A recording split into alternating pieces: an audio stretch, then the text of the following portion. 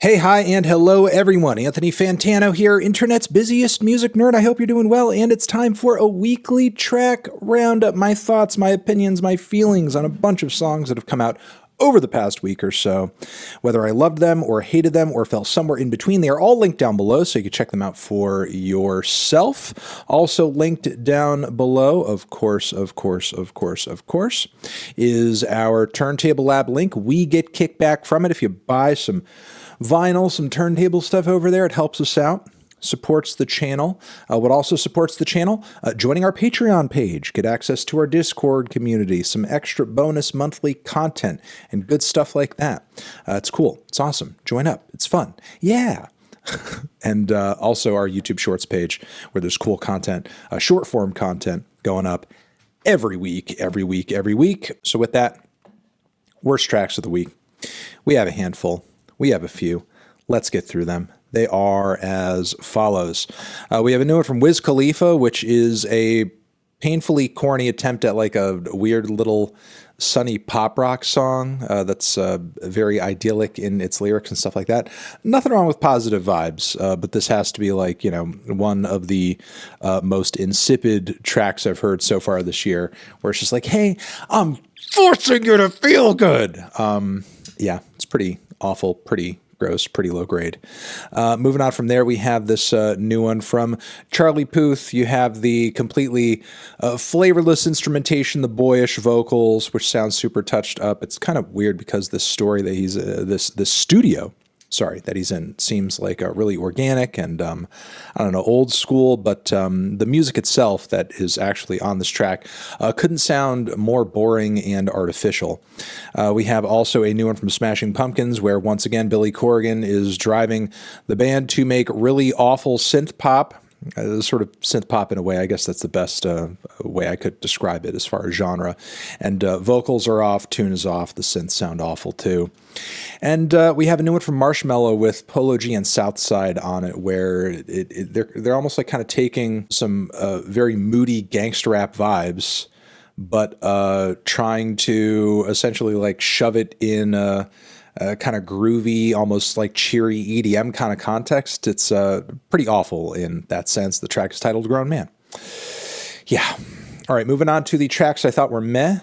Not crazy about them myself, but I thought they were still worth a shout out. You might enjoy them more than me. They are as follows. We have a new one from Justin K. Broderick's Godflesh, which has a new project coming out very soon. Our first taste of it is this song Nero. And, you know, it's heavy, it's aggressive, it's really distorted, it's up front, it's in your face. It's got, in some respects, those classic industrial elements to it. But simultaneously, the production just sounds really, really dry and just not really all that big. It's just super distorted, super, I guess, one-dimensional as far as its sound goes. I feel like the duo really could have played with this thing a bit more as far as like the soundcraft goes, because the timbres, everything, it just falls kind of flat. Just feels like a little plain, I guess, in terms of seasoning. We have a new one from Khalid over here, and yeah, it's chill, it's groovy, it's kind of like a little summery pop jam. It's not too bad at all, but not, you know, super standout either. We have a new one from Gucci Mane, Gucci 06. I kind of dig everything about the track except the boring Dababy feature on the front end. Really everything else about it is pretty decent. Not a bad single outside of that. We have a new one from The Drums, which I think has some decent vocal leads on it, but once again, not really super crazy about the band's very, I guess, monochrome kind of sound that comes across like very thin and colorless a lot of the time. I mean, I do enjoy the minimalism of it to, you know, one respect, but I just feel like it's kind of lacking on the color end, I suppose. We have a new one from Clark, long-standing electronic music musician, producer, songwriter who has a new record on the way. This single from it is titled Dismissive, and the whole album is supposed to be produced by Tom York, apparently, but I don't know. Outside of some of the synth timbres, I'm not really crazy about this one. I feel like the tune and the vocal passages are quite drab and don't really have a whole lot of punch to them. So, you know, I feel like as far as that goes, it's pretty lacking. We have a new one as well from Clairo, which, you know, is not like one of the best tracks I've ever heard from her or anything like that, but it's a little demo, you know? So, I mean, if you're looking to hear kind of a solid, sad little tune with some very intimate vocals and some electric keys, check out this one for now. Maybe it'll, you know, kind of appear a bit more dolled up or touched up on a future record, something like that. And we have a new one from Chlöe over here, whose brand new record is out now, but this song over here, Cheatback, I'm not really all that crazy about. I mean, I do like the narrative of it, and I feel like going into sort of an acoustic ballad direction isn't necessarily a bad move, but the future feature on here is laughably bad and just not really all that complimentary to the song in general, in my opinion. It could have been a million different features that would have, you know, sounded way more appropriate on this type of vibe. All right, the best tracks of the week. We have a handful of those. They are as follows. We have a new one from Tyler, the Creator. A couple of new ones, really. I mean, you know, obviously a Sorry Not Sorry track, DOGTOOTH. Those are both bangers. I'd like to just mention them quickly here because the whole deluxe edition of his new record is out now, which I will be talking about more soon. So again, I don't want to give too many thoughts right here, but just letting you guys know the tastes we have gotten from the expanded edition of this album have been fire.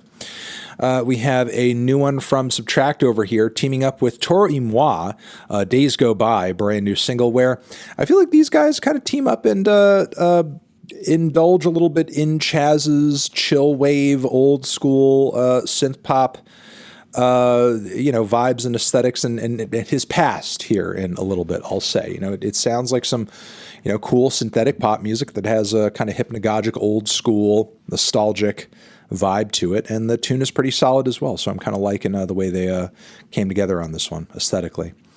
We have a new one from Metallica over here, 72 Seasons, pretty kick-ass thrash metal track. You know, nothing too crazy outside of some of the guitar passages being a little long and the song structure itself being kind of progressive. But overall, I mean, the riffs, vocals, pretty much kick-ass. I think it's a solid song overall from the band. We have a new one from Icona Pop. Icona Pop is back with a brand new cut with a lot of house vibes coming off of it. Some good vocal samples too. Great grooves. Faster is the title. Kicks butt. We have a new one from Daniel Caesar as well. Wish it was a little bit longer and developed more toward the end, but it's still a smooth little R&B cut with some solid vocals on it. It's pretty nice. Pretty nice. The band Cheekface, America's local band, America's indie band, Cheekface, come through with some solid grooves, some fun and clever spoken word vocals, as they typically do on their brand new cut, Popular 2. I've been on a bit of a Cheekface kick lately, so this new single arrives just in time. We have a new one from boygenius as well. Their new record is also out now. Cool About It is the title of the track. I'd love to point you guys to, but no deep thoughts on it now, as I do plan on reviewing the album sooner rather than later. We also have this new one from a band I'm just finding out about by the name of Body Type. They have a punky and fun new single over here, which has some great vocals on it, some great grooves too. It's pretty tongue-in-cheek and clever as well. The track is Holding On, fucking with that pretty heavy. And the Beths have also dropped a new single. They're usually pretty good for a nice indie rock rager. Watching the Credits is the title of this one. And yeah, it's got some solid vocals and guitars, nice driving energy to it. It's quite peppy too. And finally, AlexLeahy, who I'm not also typically like a gigantic fan of, I think has come through with one of her better tracks in a long time, and one of her sharpest and most witty tracks lyrically on this single over here. There's a funny music video attached to it to boot. They Wouldn't Let Me In is the title of the cut. And yeah, so, you know, shout out to Alex and everyone else from Down Under on this brand new single. So yeah, weekly track roundup, everybody. Hopefully you got some good recommendations out of this video.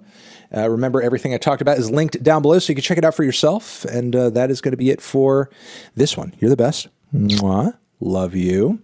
Have a good day. Anthony Fantano, weekly tracks forever.